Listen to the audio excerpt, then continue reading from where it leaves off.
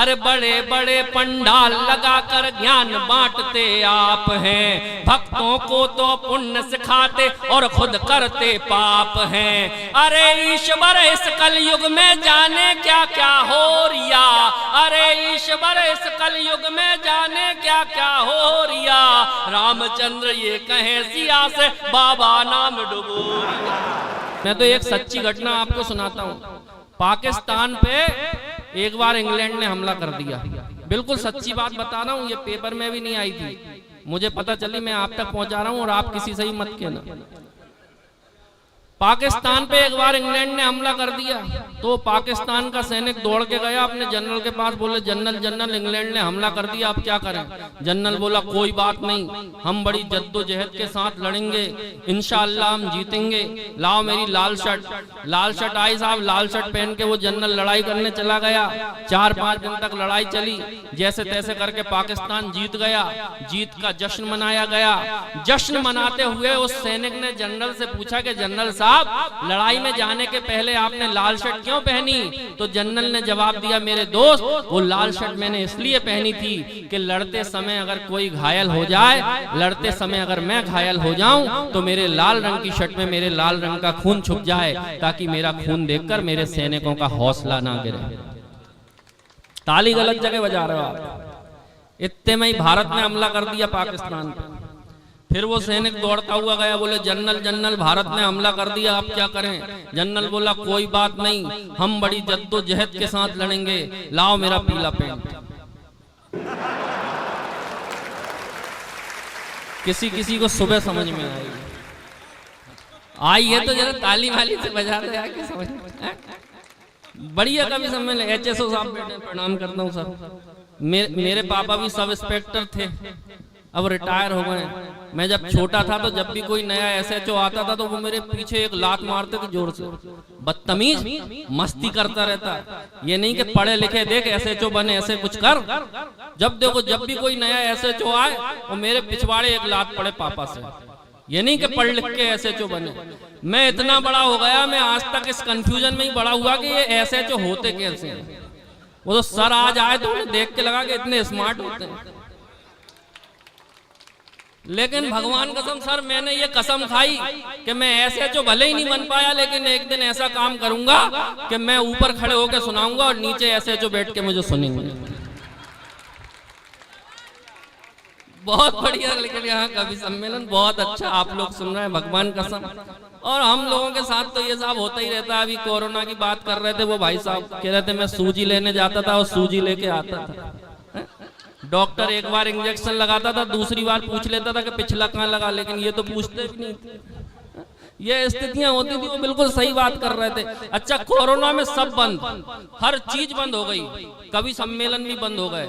सारे कवि परेशान के यार अब कविता पढ़ें तो पढ़ें कहाँ, किसको सुनाएं, लेकिन रोज सुनाने की आदत, अब वो परेशान, तो अब क्या करें। तो ये प्रीति मिश्रा का एकदम दिमाग खराब, बोले अब कोई सुने या ना सुने मैं तो अपने आप को सुनाऊंगी। तो ये कांच के सामने जाती और रोज चिल्ला चिल्ला के सुनाती, रोज चिल्ला चिल्ला के। इनके दिमाग में एक बार ख्याल आया, इनने अपने पति को बुलाया, बोले यार मैं रोज जितनी तेज तेज चिल्लाती हूँ, ये पड़ोसी सुनते होंगे तो क्या सोचते होंगे, अपना सिर खुजाते होंगे कि बाल नोचते होंगे। तो दीप मिश्रा जी ने, इनके हस्बैंड ने जो जवाब दिया, अगर मजेदार लगे तो जितने लोग अभी तक खामोश थे अपनी ताली और ठहाकों से बताना कि कवि सम्मेलन को और ऊंचाई तक ले जाना चाहते हो। प्रीति मिश्रा जी ने पूछा कि मैं इतनी तेज चिल्लाती हूँ, ये पड़ोसी सुनते होंगे तो क्या सोचते होंगे, अपना सिर खुजाते होंगे कि बाल नोचते होंगे। तो दीप मिश्रा जी बोले चिंता मत करो, ना कोई कुछ सोचता है ना कोई कुछ कहता है, क्योंकि सबको पता है कि अपने पड़ोस में एक पागल रहता है। ये कवियों की हालत हो जाती है। अच्छा, मैं भी परेशान, अब दिमाग खराब, करते कवि सम्मेलन ही है, रोजी रोटी कैसे चले। लेकिन ब्राह्मण का बच्चा कथा करना जानता है, तो अपन तो शादी में चले जाते थे कथा करने। तो एक बार ऐसे ही मऊरानीपुर के पास एक गांव में आए थे कथा करने। वहां मैंने देखा लड़की वालों की तरफ से भी जो पंडित आया तो घी आया, तो उनने हवन में जैसे ही घी छोड़ा तो बड़ी अच्छी खुशबू आई। मैं खुशबू सुन के मैंने कहा यार इतना अच्छा घी भोपाल में नहीं मिलता, ऐसे घी की जुगाड़ होनी चाहिए। तो मैंने लड़की वालों के पंडित की तरफ आंख मार के इशारा किया और मंत्र पढ़ना शुरू किया। ओम गाड़ानान्त्वा गाड़ापति गंगा वामहे निधिनान्त्वा निधिपति गंगा वामहे घी चोरो घी चोरो। अब वो पंडित समझ गया तो उसने भी इशारा करा और मंत्र पढ़ना शुरू किया। ओम गंगापति गंगा वामहे प्रिय नान्वा प्रियपति गंगा वामहे काय में चोरू काय में चोरू काय। अपन ने फिर मंगलम भगवान विष्णु मंगलम गरुड़ध्वज लोटे में चुरा ले लोटे में चुरा। अब पंडित ने लोटे में घी चुराना शुरू किया, लोटा भर के घी चुरा लिया। जैसे ही लोटा भरा तो ये दृश्य देख रही थी एक नायन। नायन जो होती है ये प्राकृतिक पत्रकार होती है। ये समझ गई कि यार ये दोनों पंडित मिलके घी चुरा रहे, तो वो शुरू हो गई सामने आके मेरी पहली भवरिया रे क्या पंडित मिलके घी चोरे, मेरी पहली भवरिया रे क्या पंडित मिलके घी चोरे। मेरा दिमाग खराब और मैं शुरू ओम शांति रे पाह शांति पृथ्वी शांति अंतरिक्ष। ए नायन तू भी शांत हो जा, आधा तेरा आधा मेरा। तालियां नहीं रही।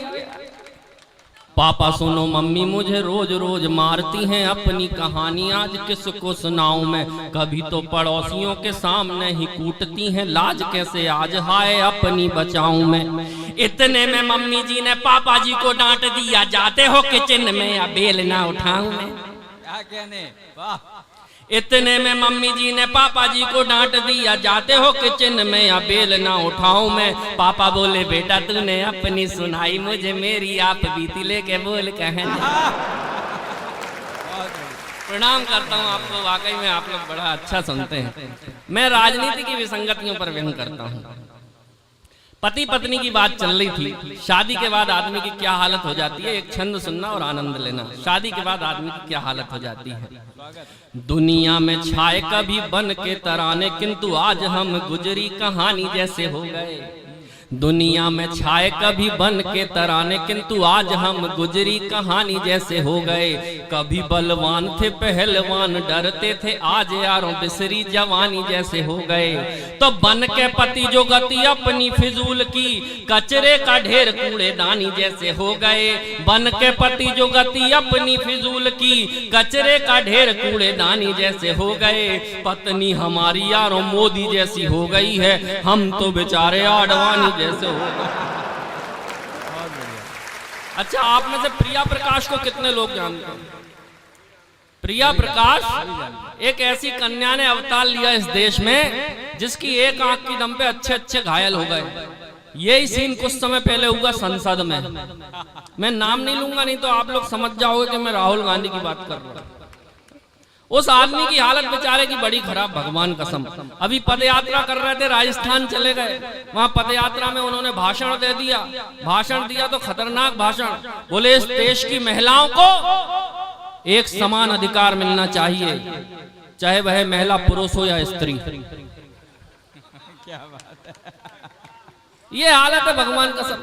तब मैं कहता हूं कि मम्मी बोली बेटा मेरा छू लेगा आकाश। मम्मी बोली बेटा मेरा छू लेगा आकाश। पार्टी वाले बोले ये तो होगा च्यवनप्राश। लेकिन सबकी उम्मीदों का करके सत्यानाश। लेकिन सबकी उम्मीदों का करके सत्यानाश। संसद में ये आंख मार के हो गए प्रिया प्रकाश। आप लोगों की तालियां बड़ी कमजोर है। अगर ऐसे ही ताली बजाओगे तो मैं शहीद हो जाऊंगा भगवान। वो एक कवि सम्मेलन में गया, वहां बड़ी देर तक किसी ने ताली नहीं बजाई। एक दादा ने बड़ी देर बाद ताली बजाई, मुझे बड़ा अच्छा लगा। मैंने कहा दादा आपको प्रणाम करता हूँ, आपको मेरी कविता समझ में आई, आपने ताली बजाई। दादा बोले बेटा तू तो सुनाता रहे, मैं तो तमाकू उठ रहा हूँ। कृपा करके ऐसी हालत ना हो जाए। अरे आज भड़ास निकालूं मन की कोई तो समझाओ रे।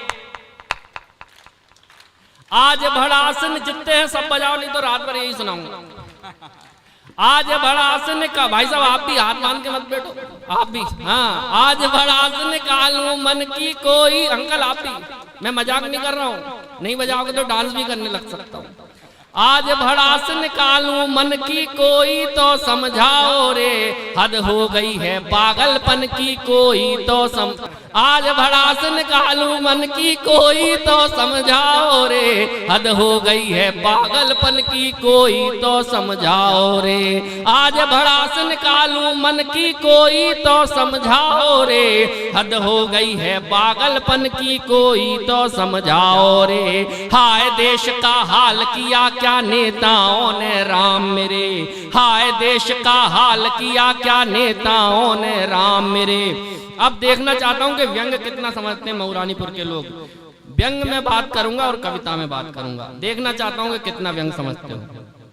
हाय देश का हाल किया क्या नेताओं ने राम मेरे, हाय देश का हाल किया क्या नेताओं ने राम मेरे। कोयल जैसी भाषा बोली कौवे जैसे काम करे, झूठे वादे लंबे भाषण काम करे सत्यानाशी, झूठे वादे लंबे भाषण काम करे सत्यानाशी। नकली घी में चुपड़ चुपड़ के रोटी देते हैं बासी। बहुत बहुत अरे इनको चिंता नहीं वतन की कोई तो समझाओ रे, हद हो गई है पागलपन की कोई तो समझाओ रे। उत्तर प्रदेश में योगी जी ने यहाँ एक अभियान चला दिया एंटी रोमियो। सर को तो बड़ा अनुभव होगा इसका। एंटी रोमियो अभियान चलाया, प्रेमी प्रेमिकाओं की हालत खराब हो गई। एक जोड़ा परेशान होकर योगी जी के पास चला गया, बोले प्रेमियों पर पहरे क्यों लगाए? तो योगी जी ने उत्तर दिया कि मैं मोदी जी से बड़ा प्रभावित हूँ। उन्होंने कहा कि भैया इससे मोदी जी का क्या संबंध? योगी जी ने कहा कि मोदी जी ने कहा है कि ना खाऊंगा ना खाने दूंगा, और जब अपन ने करी नहीं। बहुत बढ़िया, बहुत बढ़िया। अब अगर योगी जी का उत्तर मऊरानीपुर के संस्कारों का उत्तर हो तो आप पूरा समर्थन करना। देखना चाहता हूं आप कितना अच्छा सुन रहे हो। इस युग के दीवानेपन में हमको केवल पाप दिखे, इस युग के दीवानेपन में हमको केवल पाप दिखे। मजनू की औलादों में बस कामदेव का बाप दिखे, मजनू की औलादों में बस कामदेव का बाप दिखे। दिल से दिल का मेल नहीं प्रैक्टिकल वाला प्यार हुआ, अरे दिल से दिल का मेल नहीं प्रैक्टिकल वाला प्यार हुआ। जिसको निजी डायरी समझे वो दैनिक अखबार हुआ। बात प्रेम और चाहत तन की कोई तो समझाओ रे, हद हो गई है पागलपन की कोई तो समझाओ रे। बड़े बड़े पंडाल लगाकर ज्ञान बांटते आप हैं। भगवान श्री राम की समस्या ये नहीं है कि अयोध्या में मंदिर बन रहा है कि नहीं बन रहा है। भगवान श्री राम की जो असली समस्या है वो बताता हूँ। अब अगर आपको लगे बात कि मैंने बिल्कुल ठीक कर दी तो आप पूरा समर्थन करना। बड़े बड़े पंडाल लगाकर ज्ञान बांटते आप हैं, भक्तों को तो पुण्य सिखाते और खुद करते पाप हैं। बड़े बड़े पंडाल लगाकर ज्ञान बांटते आप हैं, अरे बड़े बड़े पंडाल लगाकर ज्ञान बांटते आप हैं। भक्तों को तो पुण्य सिखाते और खुद करते पाप हैं। अरे ईश्वर इस कलयुग में जाने क्या क्या हो रिया, अरे ईश्वर इस कलयुग में जाने क्या क्या हो रिया। रामचंद्र ये कहे सिया से बाबा नाम डुबो रिया। लाज लुट रही है भक्तन की कोई तो समझाओ रे, हद हो गई है पागलपन की ताली जरा बजा।